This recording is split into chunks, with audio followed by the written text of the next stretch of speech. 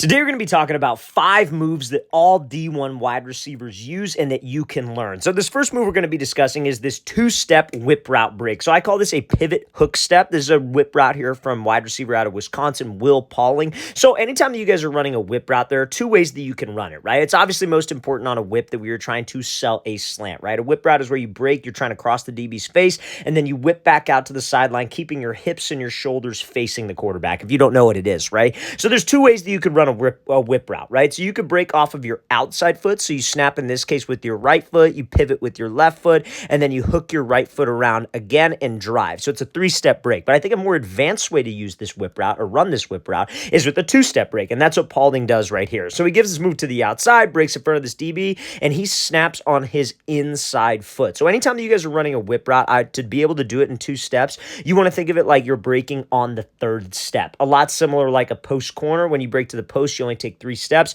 A lot like a slant and go, you only take 3 steps to the slant. So you're taking 3 steps on this whip. So he cuts. That's his first step right there. That would be classified as 1, 2, 3. On the 3rd step is when he is going to drop. Now, obviously on that 3rd step, to be able to decelerate in 2 steps, it's got to be a violent step. You have to be able to drop your center of gravity. You got to be able to drop your pad level to be able to put yourself in a position where you could stop on a dime. So when you guys drop, there's 2 phrases that I tell my wide receivers. You want to try to take your chest and touch it to your quads. And then I also tell my wide receivers, try to tie your shoes with your hands. Because if you bring your chest to your quad, that puts you in a low explosive position, almost going forward. And when your hands can touch your shoelaces or tie your shoelaces, if you will, that ensures that we are low enough, right? Me dropping my hips, me dropping my butt down. So I say chest to quad and tie your shoes with your hand. And you have to be able to do that on the 3rd step. Now, that's ultimately the step that slows us down. The 2nd step is what's going to help us get out, aka the hook step. That's going to help us get out in 2 steps, right? So he snaps on the inside foot, but watch what his outside foot does. He hooks it back around,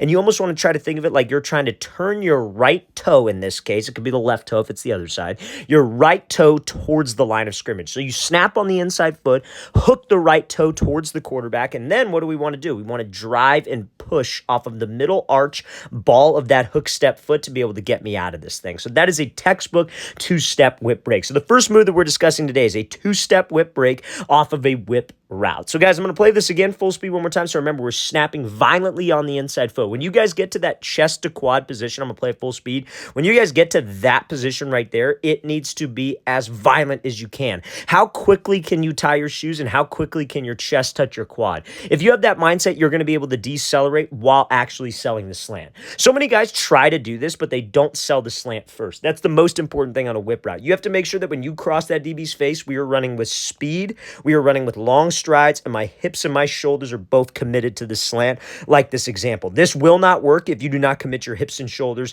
to that slant route. That's a textbook 2-step whip. Okay, so now, next move we're going to be getting into is something called a Footfire Crossover, okay? So a Footfire Crossover, and you want to use this when you have a DB who is in something called catch technique or off man. Now, before we break down this move, you guys, if you're a wide receiver and you would like to train with us this offseason, we're going to be coming out to 12 more cities across the country for 2-day-long QB and wide receiver training camps. Our next camp on our camp tour is going to be in Charlotte, North Carolina, then Portland, Oregon, Dallas, Texas, Nashville, Tennessee. All 4 of those camps, you guys, are completely sold out. But then we'll be heading out to Chicago, Buffalo, Atlanta, Houston, Philly, Detroit, Boise, and Los Angeles. So, guys, if you're local to one of those cities and would like to train with myself, my staff of coaches, guys, check out that very first link in the description below. All of these camps will sell out probably within the next 2 months. So guys, very first link in that description below if you'd like to train with us when we are in any one of these cities. Let's get back to this video. So now, like we said, Footfire Crossover. So let's play this full speed. So this Footfire move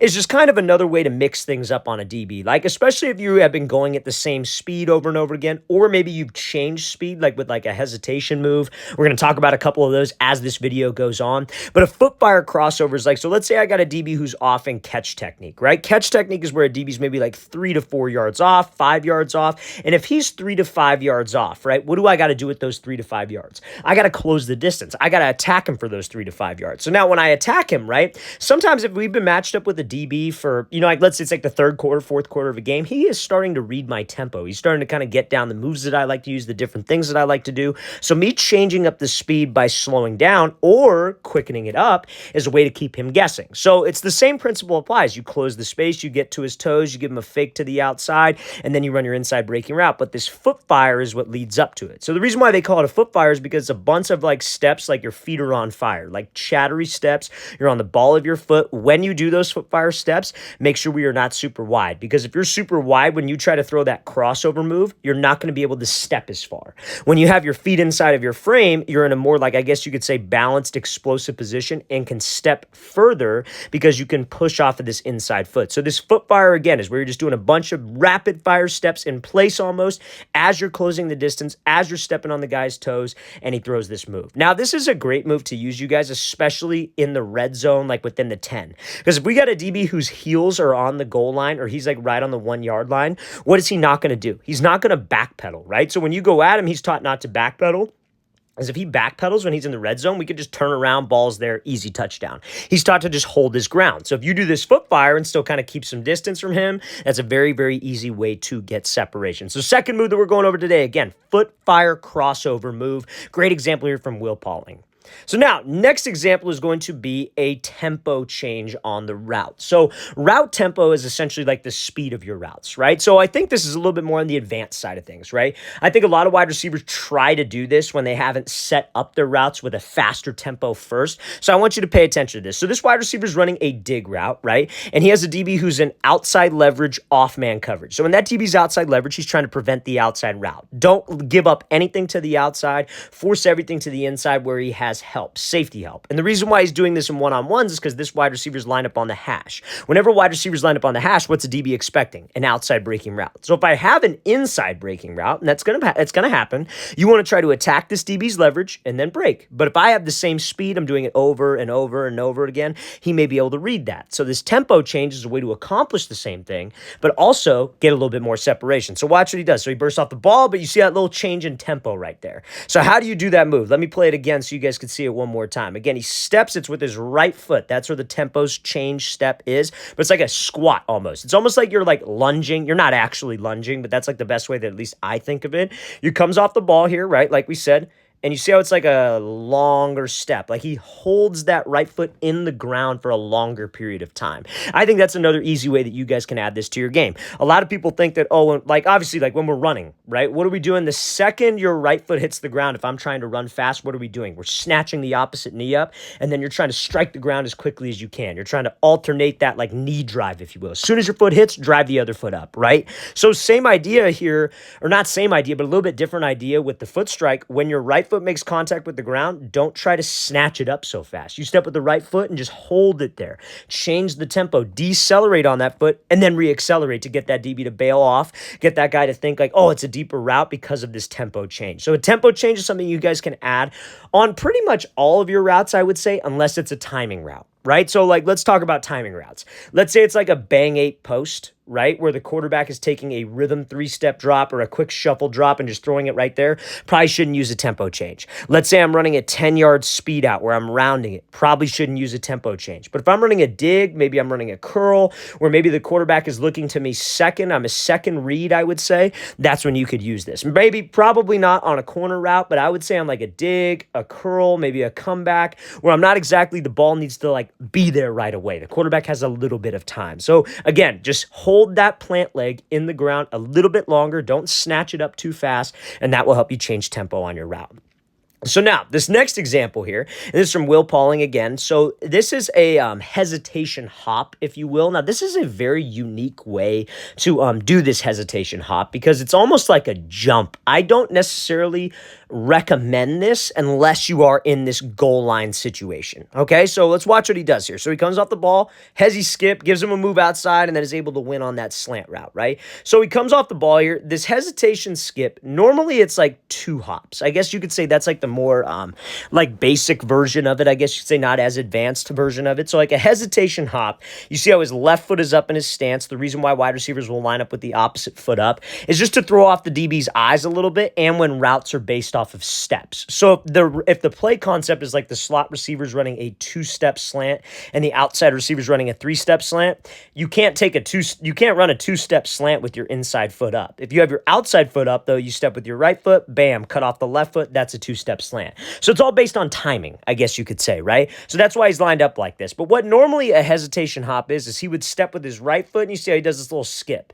Now, instead of just throwing the left foot and cutting right away, what you would do is you would land with the right foot again. So it would be like a double step, if you will. This is what I recommend if you have never tried this move and you want to try this move. Start with this one first, where you step twice with the right foot. So he comes off the ball, again, right foot, land with the right foot, and then throw the jab with the left foot. So it's like you come off the ball right, jab with the left. So it's 1, 1, 2. 1, 1, 2, or right, left. But so now, Pauling here, this is very, very interesting. He comes off the ball and he jumps, and he just throws the cut before that right foot even gets down into the ground. That's insane. That's a lot of athleticism, and it takes a lot of guts to be able to try this, because when you're in midair, like, what's that DB going to do? Get hands on you, most likely, right? So the only time I recommend doing this is when you know that this guy's maybe not going to backpedal or come down at you, and that's in the red zone when his heels are on the goal line. So again, I don't necessarily recommend this. It is very, very hard to get some explosion with this type of cut without that right foot hitting the ground first and then pushing off of it. So without taking that double step. But again, this is a very, very high level move. And guys, Division I wide receivers make these high level moves. Like the guys who run the best routes at the next level are very, very creative with their route running. And this is something that a lot of college coaches are wanting to see in receivers. They want to see guys who could separate. They want to see guys who could separate with also good timing and good spacing on play. So let's play this again full speed. So the next move, again, hesitation hop or hesitation skip. So now this next move here is this is more so like a route, I would say, but this is a route. And I guess you could call it a move, because it could also be used on like a choice route. But these are routes that are very, very common at the next level. And it's called like, it's really called like a jerk route. In this case, it's almost like a reverse jerk route. So you remember the first route that we talked about, a whip route, right? So it's almost like you're running a whip, or you're trying to sell a whip route.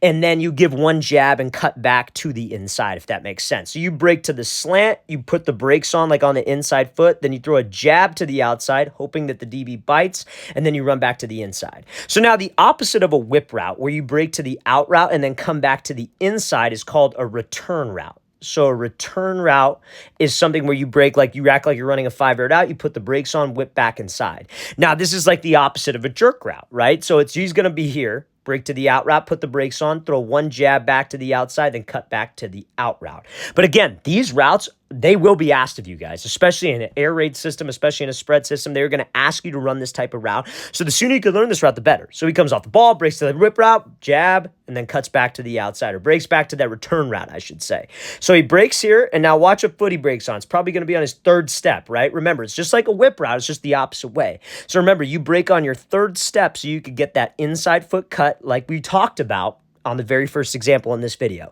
So he breaks, 1, 2, 3 drops, outside foot hooks around. Now he pushes off of that outside hook step, throws a jab back to the outside, DB commits, maybe they've seen it before, maybe he's ran it before, and then we got space. So guys, these types of routes are all things that you should be working on. Maybe not because it's in your high school playbook or your middle school playbook or whatever it is, but the sooner you can learn these routes, the better, because they will ask you to run these at the next level. So that's like a jerk route to the opposite way, almost like a reverse jerk route. Then we obviously have the whip route, we have the return route, and then we have obviously the regular jerk route where he breaks back to the inside. Those are routes that, especially if you're a slot receiver, guys, they will ask you to run these, and you have to know how to run it. So let's play this again full speed one more time. This is a great route here from this wide receiver to create space.